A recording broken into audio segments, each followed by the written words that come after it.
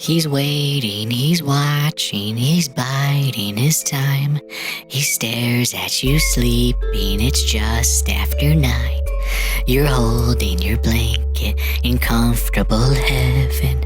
He's sneaking towards you, the clock says 11. You dream about candy and chocolate and fun. He's nearly beside you, it's just turning 1. You don't see him coming, there's no time to flee. You wake up, you scream, it's his time, it's 3. The old children's tale, The Ragman.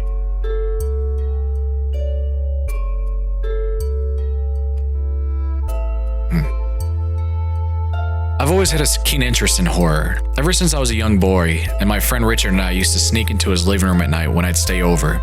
We'd stick on whatever scary films we could find on VHS, and we'd turn on his TV and watch one that we'd spotted in the TV guide. I remember watching this movie, Halloween, when I was roughly 12. It terrified me, sent chills up my spines, and made me peek over my shoulder for the next week, but it intrigued me. I kept lapping up all the ghost stories and horror tales that I could get my hands on. I watched The Exorcist when I was 14, and it freaked the fucking hell out of me. I didn't sleep for about a month, I'd say. This was also roughly around the time that I discovered the delights of Stephen King and James Herbert novels. Nerve-shredding chills on every page, and there were just so many of them that I could barely have the time to read them all. No matter how old I got, no matter how mature I became, I never lost that spirit. That need to be frightened by a horror study or movie. That desire to feel terrified, that's probably why I turned to writing horror myself. I just wanted to give someone else that thrill that I'd been seeking all throughout my adolescence. In time, I unfortunately grew desensitized to these scary movies and books. It's part of growing up. The feeling of fear when watching a terrifying movie alone with the lights on began to get diluted as I became older, and I began looking for bigger and better scares. Searching for ghost stories, other tales of dread that people might have told me were real became the next big thing. Not the stories that you might see on the TV screen and then switch off and simply try to forget. Not the tales in the pages of a book that escaped from by shutting it. I went from town to town and all over the web hearing all the ramblings of all the paranoid and the true believers, and after years of searching, I found something. That experience with the truly macabre that came with the chill up my spine, the peeking over my shoulder, the difficulty of sleeping simply by knowing it. The most disturbing and heart-wrenching, fear-inducing tale of menace that I'd ever heard. Well, to be honest, I am a little biased, and I'll tell you why. It's simple. It happened to me. Here's my account with the entity known as the Ragman. In my home, you can find all sorts of horror paraphernalia, old books, haunted dolls, crucifixes used during real-life exorcisms, and just about every scary movie you can mention. Give me a thunderstorm and a camera, and I could give you a truly terrifying scene by simply filming any part of my house. Still, everybody has their vices. Mine was something I was proud of. It had become difficult to meet women, though. Most of them couldn't stay in my house too long, and it's no wonder why. There just simply isn't enough cushions in the world to block your sight from that much frightening imagery. That is just the way I am, however, and say what you want about me.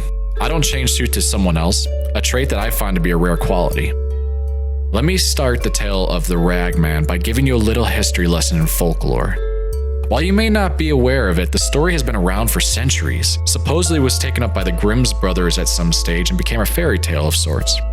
This, of course, was back in a time that all fairy tales were darker and more chilling. Back in the day when Disney didn't own the rights to them. When they had a more sinister effect on the imagination. It eventually was forgotten as its details were known to be too grim, excuse the pun, for a child's bedtime story. Parents refused to tell their stories to their kids, and it was lost over time. If you ask me, they were right to. I never heard of the story in all my years of researching tales of terror, but that changed on the evening of November 12th, the date I received a painting. It was a morning like all others, nothing special or noteworthy about it. Therefore, I'll try not to bore you with the unimportant details of exactly what happened in work and get right into the story.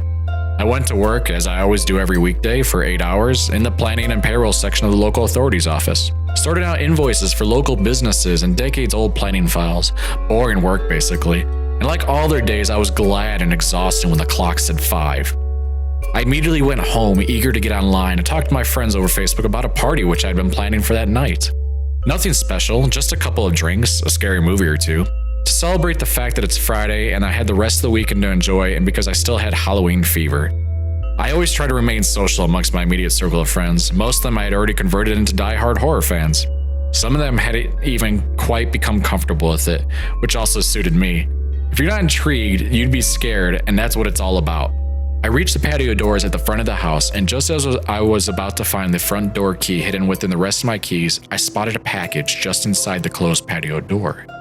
It was large, surrounded by brown paper, and was covered by 2 thin lines of white string, one horizontal, one vertical, meeting in the middle in a large knot. I didn't need to open it to know by its dimensions it was some kind of painting or poster, framed as the outline of the paper suggested. It had a small note attached to it, which I picked up and read. Title: The Ragman. This should offer adequate material for a story. I was a little perplexed. It wasn't entirely unheard of for people to send ideas, objects, or pictures of a scary scenario to me. Normally it was done online, and it always came with the name of the contributor so that they could have their names in the finished place. But this trinket came with nothing of the sort, not even a return address. Still, I was curious, so I took it inside. After settling myself with a hot drink and taking my coat off, I undid the string and hid the mysterious picture underneath. As the brown paper fell from the view, I was struck with the beautiful but haunting image that dwelled on the other side. It was a large painting roughly 3 feet by 2. It depicted the edge of some kind of haunted woodland on a mound encompassing the left portion of the painting, overlooked some kind of plantation-style house and surrounding land on the right. A plantation land was being tailored by laborers and landowners that watched on, drinking some kind of ice beverage, I assume, seemingly oblivious to a menacing and daunting, long-limbed, barren figure standing on the mound at the foreground to the left of the scene. He was wearing some kind of strange pinstripe, dark and ragged suit that barely covered the base of each of his twisted limbs. His fingers extended, pointing towards the house in the distance. They seemed disproportionate to the rest of his strangely thin body. He had an odd hunch on his back, which facilitated a tear on the suit. He had badly worn shoes on his feet that were torn at the seams, much like the rest of his attire, and pointed from the trees into the direction of the house in the distance. His face trapped with some kind of twisted laugh. His eyes were pale and white, giving some kind of deathly omen, and his smile stretched from one ear of his head to the other, bearing gritty, yellowish teeth. His long, dark hair strewn past his shoulders. He seemed to even absorb the color of the side of the picture, leaving the whole tree line melancholic with a deep sense of foreboding. The picture generally unnerved me. I put it down, propped it up against the wall, and examined it intimately. My eyes focused on every detail, noticing that there was no date or artist signature anywhere to be seen. I felt a chill up my spine, that cold sensation I had felt when I was frightened as a young boy. Whoever sent me this picture had indeed given me a good material, and I thought to myself, bravo. I hung the picture up in the spare room downstairs, connecting it to the sitting room. It was originally a utility room that had been converted into a spare room by the landlord a couple of years ago, right before I moved in. I would occasionally let a friend sleep in the room now, as I didn't have anyone else to share the rent with at the moment. The picture sat above the radiator on the wall opposite the entrance to the room, so that it could be seen from the living room if you simply kept the door open. It would help me with the inspiration for my writings. Later that night, one by one, my friends showed up. We partook in some drinks, put on a DVD in the background, not really paying any attention to it, and discussed life in general. But we also discussed the gift I had received at great length. The painting became the life of the party, as I mentioned to everyone when they came in. People discussed the disturbing imagery in the painting, the fact that there was no name to take credit for the painting, and also the title. Like myself, none of them had ever heard of the Ragman. They all had their 2 cents of the art, and then requested that I keep the door closed for the rest of the party, which I did. It seemed a little too eerie for some. For a time afterwards, people threw ideas at me for what kind of story I should write with it. One of them thought I should write about the plantation over in the Civil War era, and that the Ragman should be an avenging angel to get vengeance on the evil land baron for cruelty to slavery. One of them postulated that Ragman could be a disfigured slave himself, his gaunt body having been tortured by the master of the house. I thought the best suggestion, however, was that someone mentioned that he simply come out of the haunted forest for victims. It should not be related to the fact that the man owned slaves. On the contrary, he should just show up out of the woods for the rich man's children. Stories are always scary when they involve innocent children, I thought. Eventually, as the evening dwindled, people started to leave. The drinks and tiredness had gotten the better of them. I offered the room if anyone wanted to stay, but they all politely declined. Some of them said that they didn't want to get up in the morning and have to go then, and would instead rather leave now. Some said that they just preferred the comfort that only their own bed could give them, but I knew the real reason. The conversation about that painting had unsettled most of them. As the night came to a close, I walked the last guest to the door, an old friend of mine, Matt. He smelled like there was a thick blanket of beer surrounding him. I thought to myself that it wasn't a good thing he was driving. As I said my goodbyes, I asked one last time his opinion on my acquisition. "So what do you think of the picture?" He placed his hand up to his mouth, and his response came with a slight burp that reeked of alcohol. "Very creepy," he said. "Gives me the chills. I hate the way he's just pointing out at you with that messed up smile. Anyways, good luck. I'll see you later," he answered, fighting off another beer-soaked burp. I closed the door behind me and locked it. I began turning off the lights in my house one by one. Started went downstairs. I decided to leave the empty bottles of beer on the sitting room table until tomorrow morning when I have enough energy to clean. I saw from the lack of light under the doorway to the spare room that the light had already been switched off, and I flicked the switch living room before making my way up to bed. One by one, I turned the lights off. The one in the downstairs hall, the one on the stairs. Bit by bit, the house was succumbing to the darkness of the winter night, culminating in the final switch for the landing at the top of the stairs.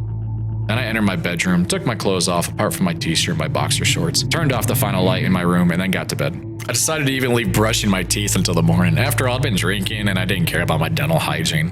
I just wanted to sleep more than anything. I laid there in the darkness for a few minutes, waiting for the grip of my dreams to hoist me asleep when a thought struck me. All of a sudden, I felt that tingling down my spine. So much worse, though, than before. It was the first time in years I had panicked, as a thought of pure horror made me recoil into covers like a child. Did Matt just say that the figure in the painting pointed outwards? This thought swam around my mind like a hungry shark. The figure in the painting, the Ragman, pointed towards the plantation house. That much I was certain. I had spent so much time studying every inch of that artistry that I'm convinced that that's what I saw. Yet Matt said clear as day, "I hate the way that he's just pointing at you with that messed up smile." My mind flooded with rational thoughts to explain how this must have been a mistake. However, perhaps the alcohol he had consumed had gotten the upper hand on his better judgment. I composed myself as I lay under the covers. I laughed to myself quickly at that moment, dismissing my fears as a flight of fantasy. Dreams of an old horror fan looking for the attention his imaginary counterparts had conceived in the stories he had read his whole life.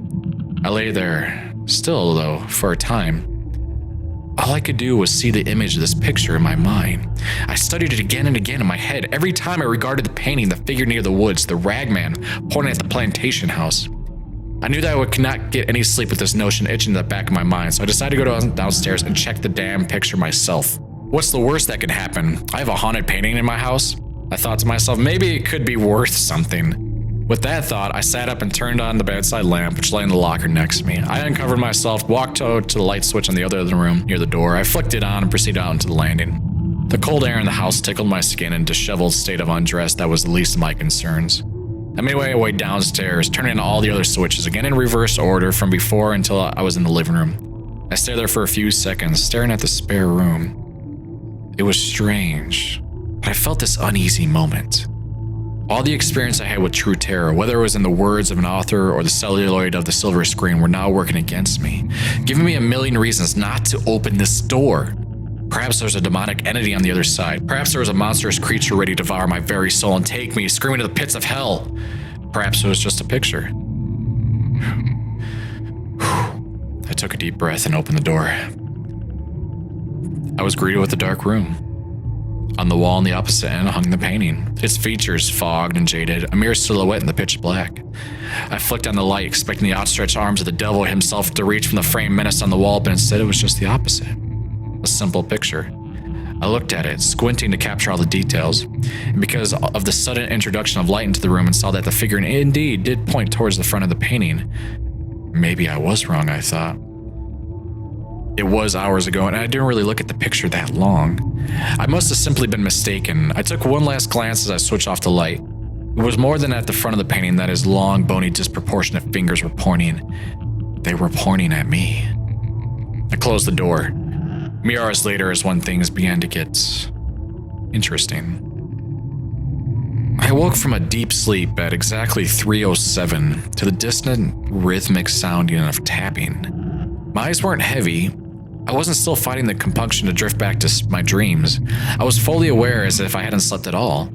The tapping sound took all of my focus. With the lack of light in the room, it seemed as though the strange sound was all that existed. Even in my state of complete awareness, it took me several seconds to register the intrusion of my thoughts. I looked over at the time on the alarm clock in my bedside locker and noticed that it was just after 3. My mind studied the sound, which came every 2 seconds or so in increments of light 3 knocking sounds, and determined that whatever was the tapping was hitting against something wooden. It sounded too far away to be coming from within my bedroom, too. If I cared to guess, I would have said that it came from downstairs. I sat up in my bed. I turned the bedside lamp on. That provided some semblance of comfort. I sat there for a time in my tiny kingdom of light as I listened studiously to the tapping sound. Made my way downstairs against my instincts in an attempt to find the source. By the time I had made it to the base of the stairs, the tapping stopped.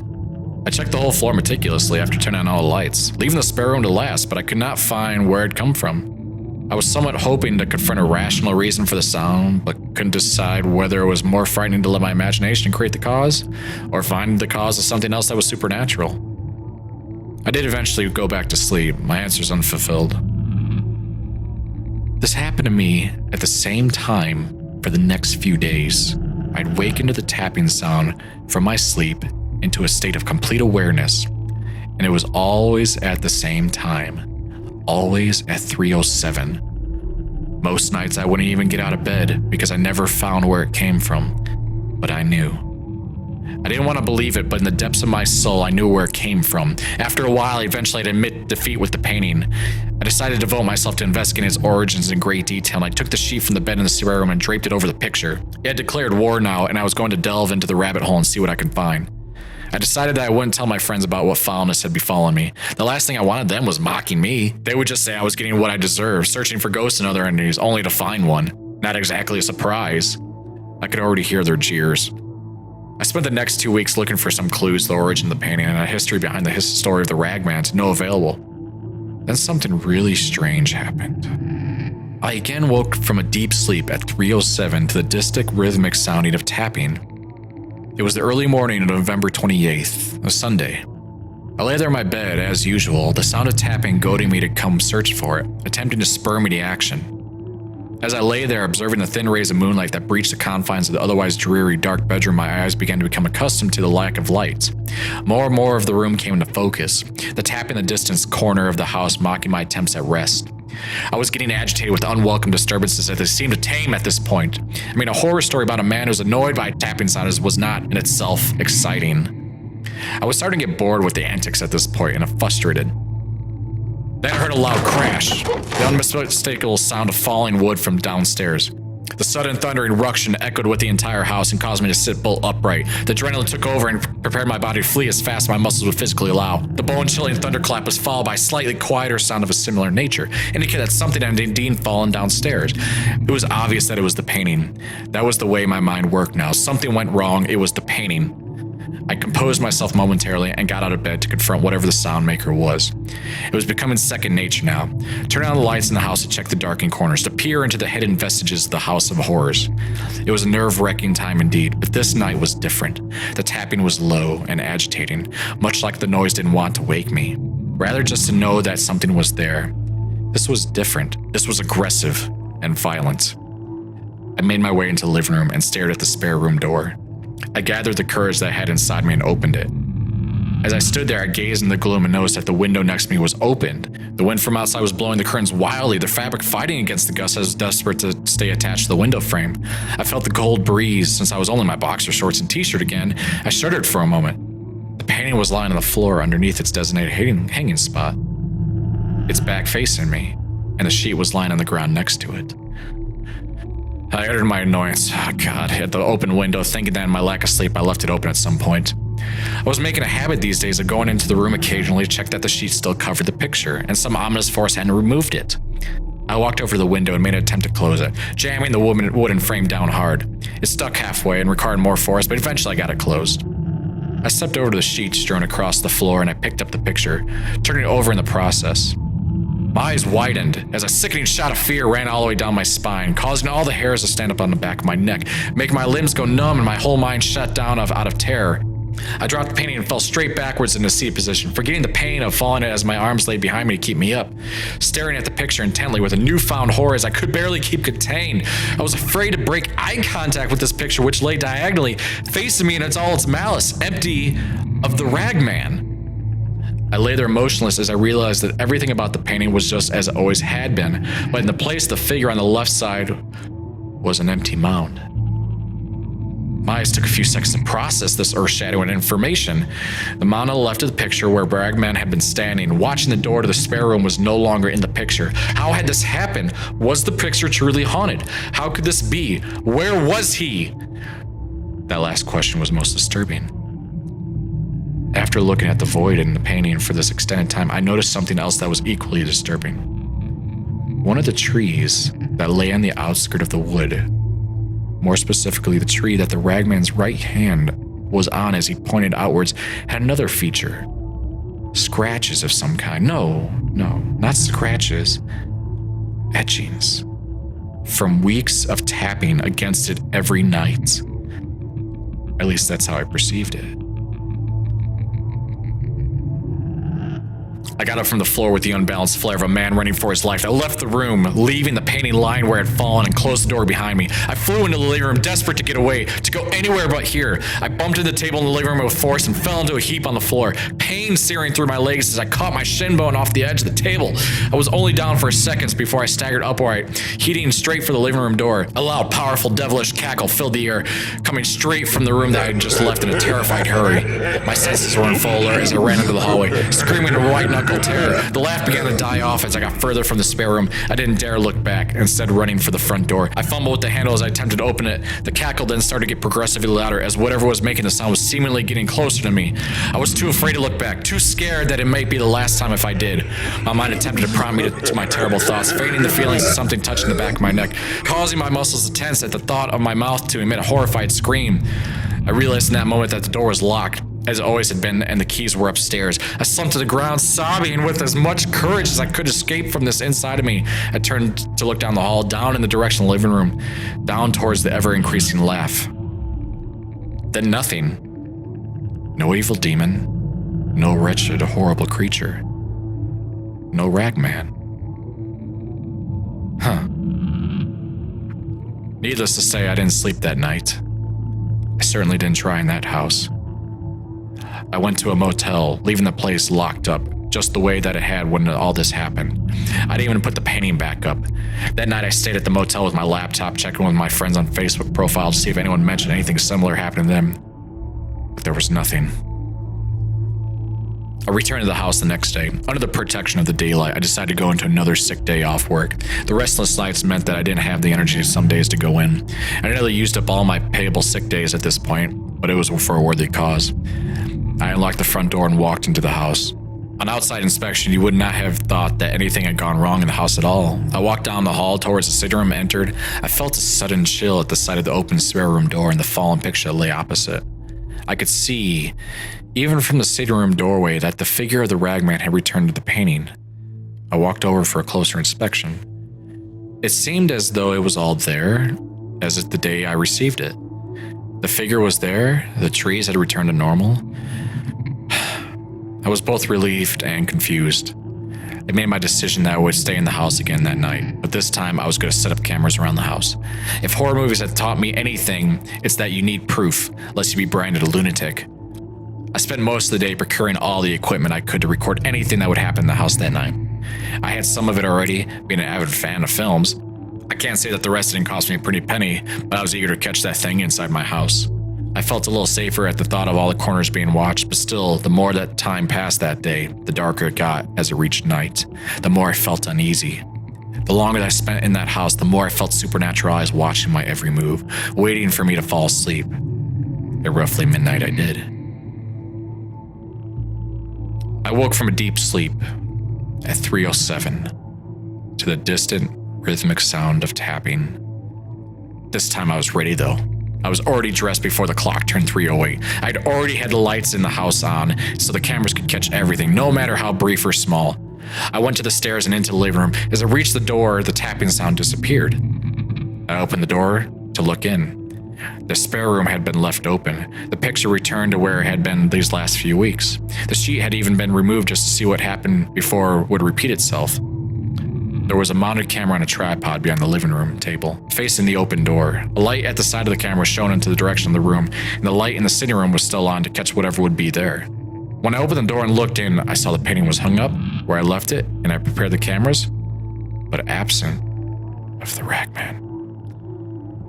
The mound empty, the plantation house alone, the trees free of their friend who had been terrorizing me. I let out a quiet wail out of shock. I began to cower, reaching for a wall behind me so I could not be ambushed. The tapping sound returned, this time accompanied by sounds of laughter. I don't know how I knew. There was no way, but I felt that laughter was sarcastic, as if I angered him and he was laughing at my failed attempt. My attempt to make him look like the fool. The laughter resonated throughout the house, but I was close enough to discern its origin. It was coming from the kitchen. I mustered up all my available courage and slowly moved towards the dining room and then the kitchen. I could hear the sounds of pots and cups banging against the counters as if someone was having a tantrum. The laughter was sickeningly twisted. As I reached the sound of the open kitchen, I closed my eyes and reached out with my fingers so that I could drag the rest of my barely willing body to look inside the room. Oh God, I peered around the corner and saw it. The Ragman stood in the kitchen, throwing dishes around as it flailed. Its long limbs I determined to be about 3 times the length of mine, and within its thin frame it towered at least 12 feet tall. It was hunched over and its knees were bent as it couldn't stand upright in the room. It moved energetically but violently, knocking over all the cutlery it could see in an anarchistic, trashing frenzy. Its laugh occasionally turned into a growl as it moved its arms in a feral motion. Then it turned and looked straight at me. I was frozen in terror for just a second. I didn't realize that almost half of me was visible as I was peeking around the corner. It looked into my eyes as I stuttered in dumbfounded disbelief. It was only when the hunched figure frantically ran towards me that my instincts took over and I attempted to flee, my voice uttering an automatic howl of desperate fear. There were crashing sounds as furniture was tossed around the dining room and excessively long legs made running meaninglessly. I felt an icy cold hand grip my shoulder and spin me around. My eyes were jammed shut as long as nimble fingers wrapped around my throat. I was hoisted up against the wall like a rag doll. I heard the laughter mere inches from my face and felt its breath against my cheeks. I opened my eyes and looked at it then, noticing its unnaturally large face, pale skin, and deeply disturbing, incomprehensibly evil eyes. Its smile was extended to impossible proportions, and it spoke in a loud, gravely guttural voice which shook me to the core. It is rude of you not to answer me. I simply stared, dumbstruck by its immense stature, at the ease of which it was holding me off the ground. My arms held its hands as it kept me against the wall. My attempts to break the grip were futile. Then it spoke again. You are meant to ask who's there. I stared at it. For a moment I had forgotten that it was pinning me against the wall, and with the greatest ease it could snap my neck. I pondered what it was saying to me, and although the words together made sense, I still didn't understand what in the world it was talking about. I simply looked at it, puzzled. After all, I've been knocking for weeks now. Then it laughed with a raging force that shook my whole body, and I screamed loud and hard. The room began to spin, and I became dizzy as the overflow of impossible information started to weigh my thoughts down, and I slipped into unconsciousness. The laughter echoed in my mind until darkness swept over me, and I was consumed by nothingness. Sounds flooded my skull, faded and distant, and I opened my eyes. It took me a minute to realize that I was lying on the dining room floor. There was no signs of the Ragman. I sat up against the wall. My attention was caught by shards of plastic strewn across the floor and bed sticks of metal. It took me a few moments to figure out that the shrapnel that was lying on the dining room floor, sharing the space with me, was the remnants of the camera equipment that I had set up. I knew without thorough examination that there was nothing left that could be constructed as tangible evidence of the supernatural. I felt alone and defeated. I felt that there was nothing that I could do. I gripped my knees and I sat there, leaning against the wall. I cried for a minute. I stood up and gathering my will, I marched into the spare room beyond the living room and I grabbed the painting off the wall. I couldn't tell you if the figure was back or not because quite frankly at that moment I simply didn't care. Without a second thought I broke the frame, tore the canvas into pieces. The pieces I've placed in the fire and burned them. I then walked upstairs and got dressed to leave the house. I had the eerie suspicion I was being watched though. More than that, it felt that there was always something in my peripherals just shy of sight waiting to grab me. That there was 1,000 eyes on me at all times, and I wasn't alone. I grabbed my keys and my laptop. I left the house, lights on and all. I had enough of that place. I got in my car and drove away. I didn't know what was going on, where I was going, only that I was going as far as I could. The entire journey I spotted things in the shadows, things that weren't there. I was jumping in every second just waiting to be ambushed. I had passed through the looking glass and now exist in a world where everything was possible. I felt that everything that we knew as a species was meaningless and there was an entire multitude of worlds beneath the surface of ours. I knew that I would never be the same after that night. Now that we're at the end of our story, I can tell you the conclusion. See, this is where you come in. You see, I went to a motel room that night again, and I spent hours, searching for details on the Ragman. I needed to know what it wanted and what I should do to rid myself of its torment. Well, the good news is that I eventually did find it. I stumbled across the old groom's brother tale of the Ragman. As it turns out, there was a very simple way to escape his clutches and save yourself from becoming one of his victims. You see, the Ragman is a tale of an entity that thrives on the fears of young children. If you want to rid yourself of the fear of the Ragman, you simply tell one of your friends. You tell them every detail of the story that the Ragman puts you through and let it fester within them.